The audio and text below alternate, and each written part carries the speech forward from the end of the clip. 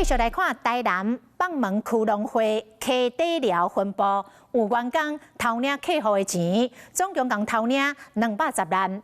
共偷领的员工目前是失联，农会已经来报案。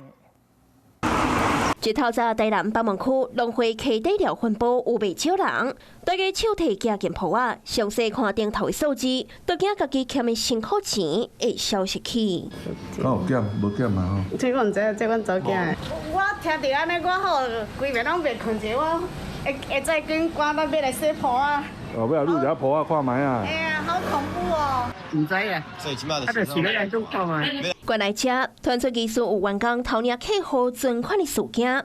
第一笔空是1个月20号，有人去入铺啊，发现30万的价金拍无起，甲农会反映，农会调监视器看，发现疑似去互一个员工偷领走。过长工，员工的亲人搁摕钱倒来还。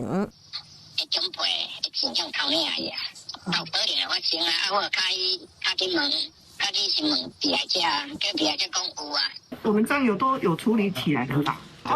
我们不会让民众有损失。根据了解，这个员工今年34岁，去年7月才调到溪底寮分部，或者办理存款的业务。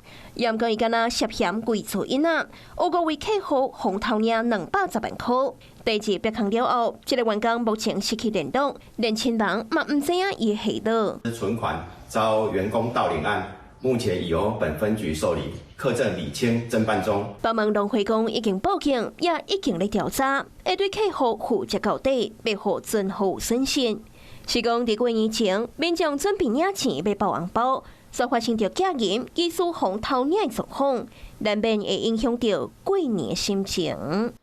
Hello， 我是蒋欣梅。想要抢先掌握最及时的新闻资讯吗？赶快订阅、按赞、开启小铃铛，锁定华视新闻 YouTube 频道。